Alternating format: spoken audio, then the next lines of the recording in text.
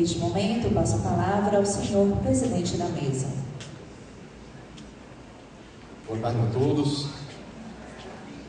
Bom, foi para mim uma imensa felicidade quando recebi o convite para presidir essa mesa com a palestra do ministro Walton Alencar. E por alguns motivos. Primeiro, porque já assisti a várias palestras do ministro e realmente é uma oportunidade muito ímpar de obter conhecimentos desta figura tão digna.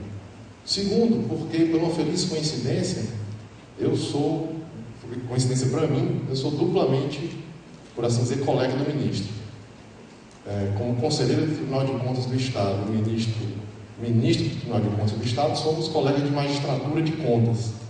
E ambos oriundos do Ministério Público de Contas. Então, isso para mim é uma feliz coincidência estar aqui do lado do ministro presidindo esse evento. E o terceiro, porque logo quando eu entrei no Tribunal de Contas, no cargo de procurador de contas, o primeiro evento que eu participei enquanto procurador foi um evento da ATRICOM, Congresso Nacional da Associação dos Tribunais de Contas, em 2008. Eu tinha acabado de ingressar no Tribunal de Contas como procurador em 2007 e assisti a uma palestra do ministro Walton sobre justamente inovações no controle externo. E aquela palestra foi um marco para mim. Eu estava iniciando no Tribunal de Contas e descortinou toda uma vertente de atuação inovadora no Tribunal de Contas. Uma questão onde o ministro defendeu que, tão importante quanto o trabalho do Tribunal de fiscalizar a legalidade, a correta aplicação em termos de licitação, ele defendeu que o Tribunal deveria estar preocupado também de acompanhar a qualidade dos serviços prestados à população. Então, isso foi um marco para mim e vem pautando a minha atuação desde então. Vou, de forma resumida, ler o extenso currículo do ministro Walton Alencar, para que possamos ter mais tempo para ouvir o que é o mais importante. Então, o ministro é bacharel em Direito pela Universidade de Brasília, mestre em Direito Público pela mesma universidade, após aprovação em primeiro lugar em exame prévio de admissão. Exerceu vários cargos públicos, foi chefe de gabinete do juiz do Tribunal Regional do Trabalho, da 10ª Região, analista legislativo do Senado Federal, advogado, professor de Direito Administrativo, aprovado no concurso público de assessor legislativo da Câmara dos Deputados, promotor de Justiça do Ministério Público do Distrito Federal, procurador da República em Brasília, Distrito Federal, procurador-chefe e procurador regional eleitoral das Procuradorias da República dos Estados do Acre e Tocantins, procurador, subprocurador-geral e procurador-geral do Ministério Público de Contas da União, após a aprovação em primeiro lugar em concurso de provas e títulos, presidente da Comissão Julgadora do Prêmio César Herdeiro Correia, ministro do Tribunal de Contas desde abril de 99, já foi no Tribunal de Contas vice-presidente e corregedor no ano de 2005 e 2006 e presidente do TCU no ano de 2007 e 2008. Então, com vocês, o ministro Walton Alencar, com a palestra do Tribunal de Contas da União, uma visão estratégica.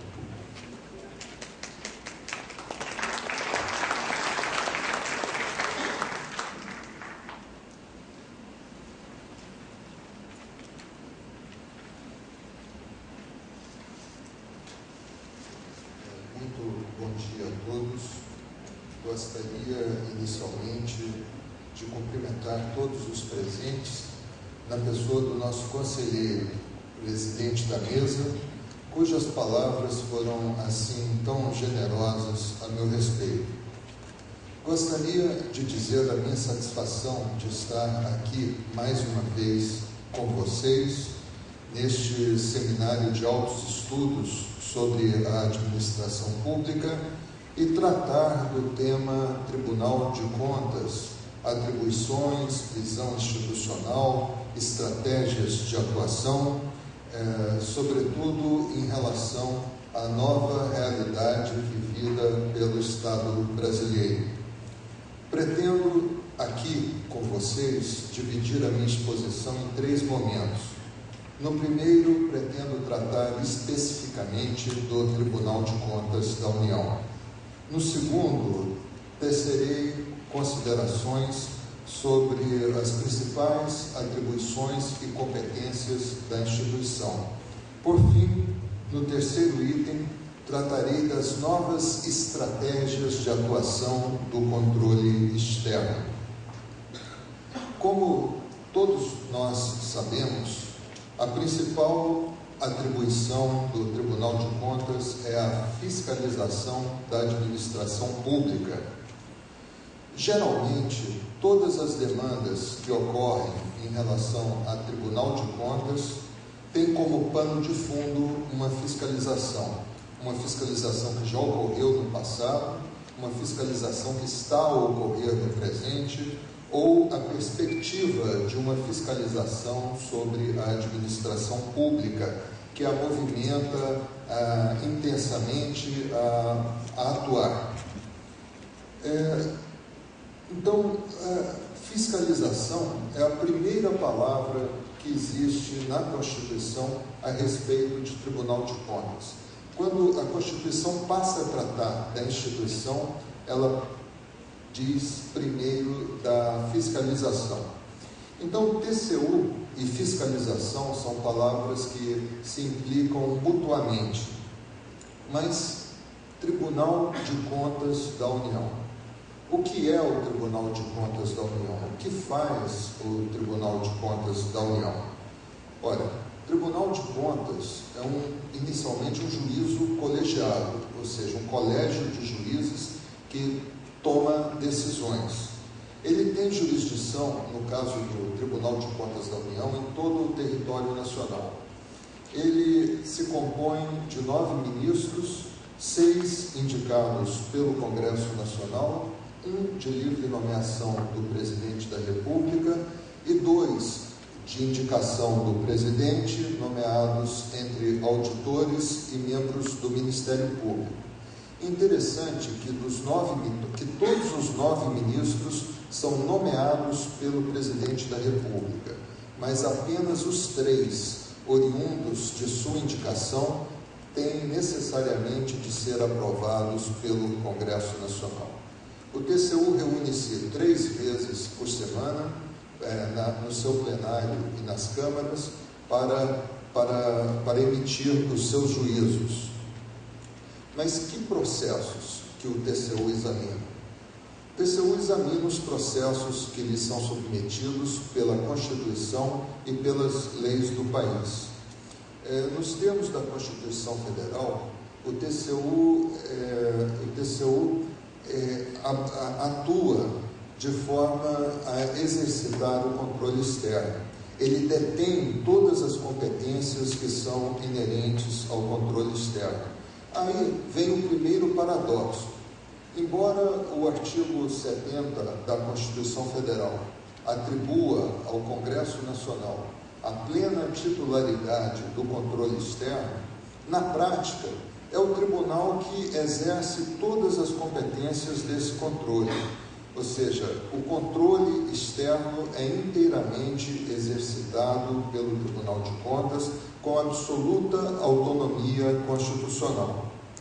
E eu pergunto a vocês por quê? Ora, porque é inerente, porque é impossível a uma instituição que atua mediante critérios político-partidários exercitar o controle técnico da administração pública. O Congresso Nacional tem, pela sua própria razão de ser, uma visão político-partidária da realização dos seus mistérios. E essa visão impede que no seu âmbito seja realizado o controle da administração. E avaliar contas é essencialmente uma atividade técnica que não permite considerações inerentes ao jogo político-partidário. Mesmo assim, a amplíssima colaboração entre o Tribunal de Contas da União e o Congresso Nacional na fiscalização dos gastos públicos, na avaliação das ações governamentais e, sobretudo, na verificação de todos os programas encetados pela administração pública. Sobretudo, a ampla cooperação TCU-Congresso na realização de auditorias e inspeções. o Congresso influencia decisivamente o Tribunal na realização dessas auditorias. Então, aí vem a questão do controle externo. O que é o controle externo? O controle externo é o controle da administração pública que se exerce de fora para dentro, que se exerce pelo Tribunal de Contas como um órgão, como autonomia constitucional de fora da administração. Por isso se diz controle externo. Ao contrário do controle interno, que é um órgão que se integra na hierarquia da administração, no Poder Executivo, representado pela Controladoria Geral da União, e nos poderes Judiciário e Legislativo por órgãos próprios de controle. Agora, senhores, para falar em Tribunal de Contas, é absolutamente necessário tratar também de federalismo. Ora, federalismo no Brasil foi implantado desde 1889. É uma forma de estruturação do poder no espaço, uma forma espacial de estruturação do poder dentro do Estado. Na federação, preservam-se para os Estados-membros certas competências definidas pela Constituição Federal, que constituem o núcleo da autonomia do Estado. O Brasil, também nesse setor, apresenta uma peculiaridade bastante singular, que é o fato dos municípios serem considerados pessoa política juntamente com a União e os Estados-membros. Portanto, no Brasil nós temos 26 estados federados e o Distrito Federal. Cada um dos estados possui um Tribunal de Contas estadual voltado ao controle das finanças estaduais. Os dois maiores municípios do país, São Paulo e Rio de Janeiro, possuem cada um Tribunal de Contas daquele município voltado à fiscalização das finanças daquelas capitais. Além desses tribunais, 4 estados da federação, o Ceará, Goiás, Pará e Bahia, possuem tribunais de contas dos municípios vocacionados à avaliação das finanças de todos os municípios do Estado. A competência desses tribunais firma-se pela origem do dinheiro empregado pelos estados e pelos municípios. Se o dinheiro é federal, a competência firma-se como do Tribunal de Contas da União. Se são verbas estritamente estaduais, aí a competência do Tribunal de Contas dos Estados-membros. Com isso, encerro o primeiro momento da palestra, que diz respeito ao Tribunal de Contas, e passo ao exame das principais atribuições dos Tribunais de Contas. A atribuição mais conhecida e mais comum é julgar contas. TCU julga contas. A Constituição Federal impõe aos tribunais de contas julgar as contas dos administradores e responsáveis por bens, dinheiros e valores públicos. A abrangência desta competência é máxima. Toda administração direta, mediante tomadas de contas, administração indireta nas prestações de contas, as fundações e as sociedades instituídas e mantidas pelo poder público. Veja que são mais de 8.500 unidades jurisdicionadas ao TCU.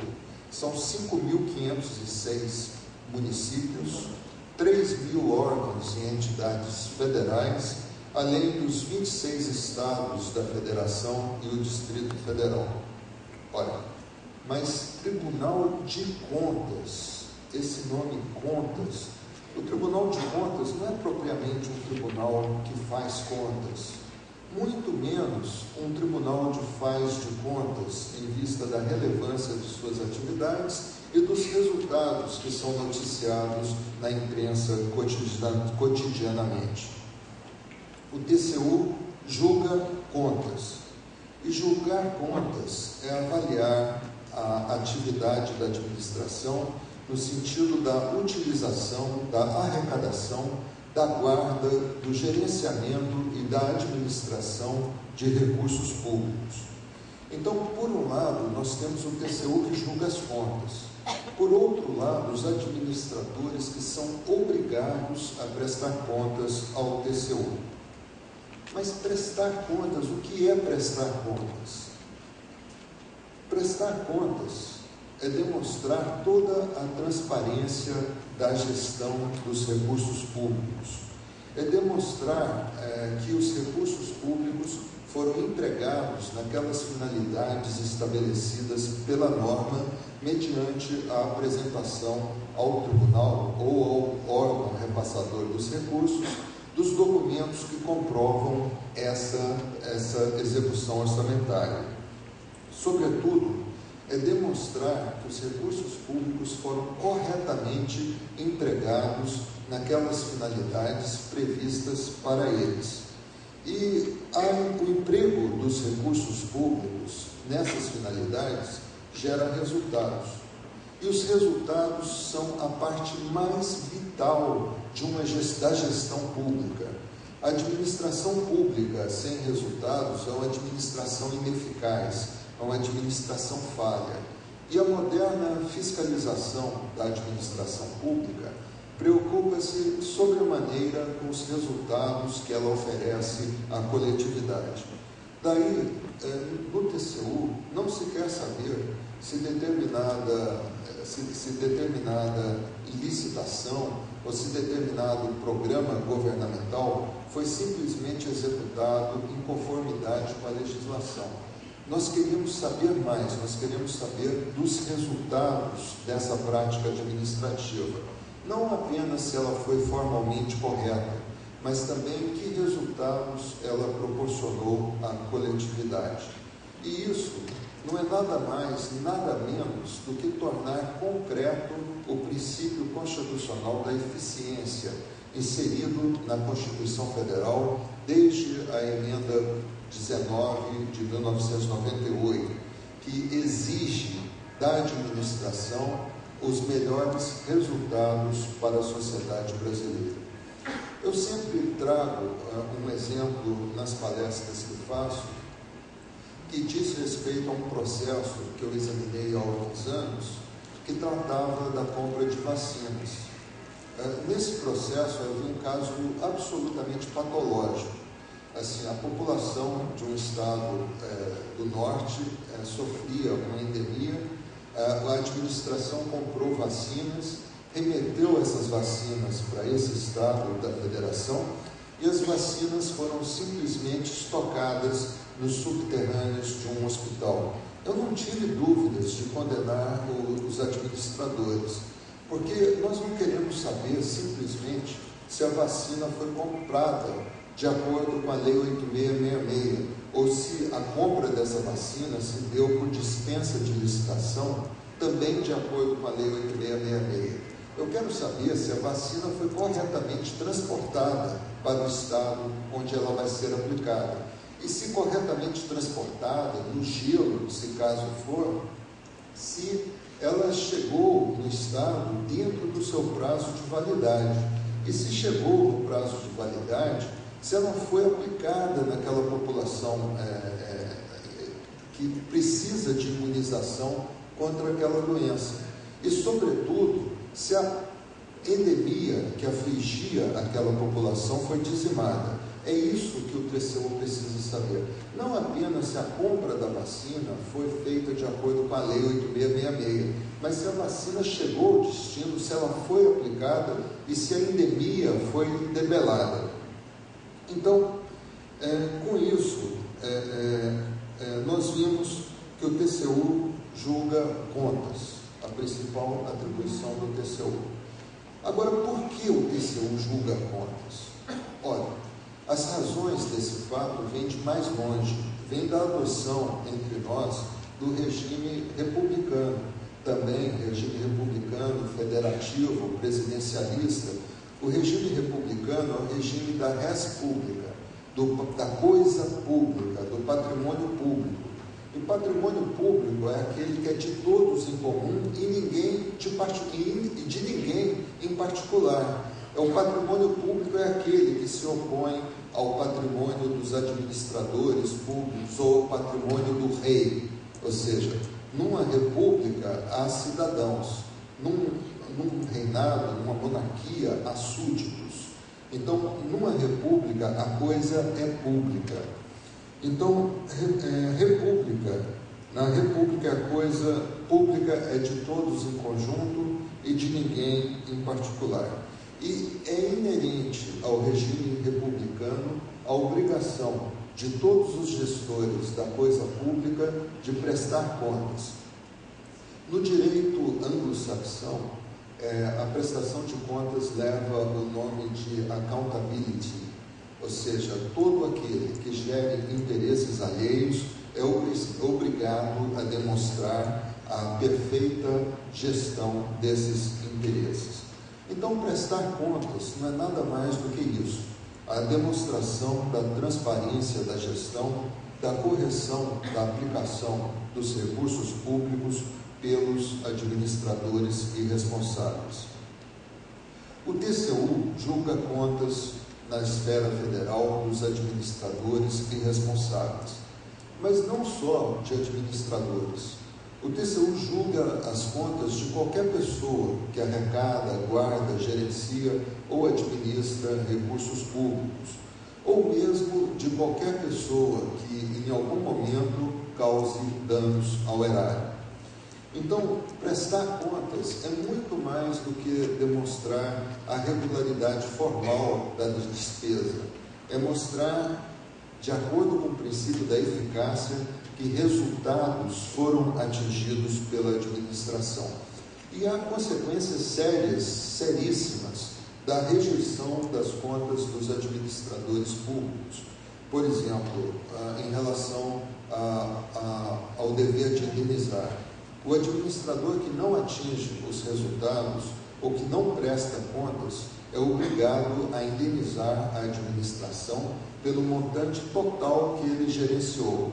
Ou seja, contra ele passa a existir um título executivo judicialmente executável, ou seja, é um título executivo que permite um processo executivo contra o administrador. Sem falar no fato de que o TCU pode multar o administrador até 100% do dano causado. O administrador pode ficar inabilitado para exercer cargo em comissão ou função de confiança e até mesmo o administrador pode ficar inelegível a partir da decisão do TCU e de uma decisão da Justiça Eleitoral. Mas, então, nós falamos da competência mais comum do TCU, que é o julgamento das contas. Talvez a competência mais relevante seja a questão das auditorias e inspeções realizadas pelo TCU. Antes de 1988, o TCU não tinha competência para realizar auditorias na administração pública. As auditorias eram estritamente de legalidade e extremamente restritas. Após 1988, após a nova Constituição, o TCU obteve do Congresso Constituinte autonomia para realizar auditorias nos órgãos dos três poderes da República. Então, na realização das auditorias,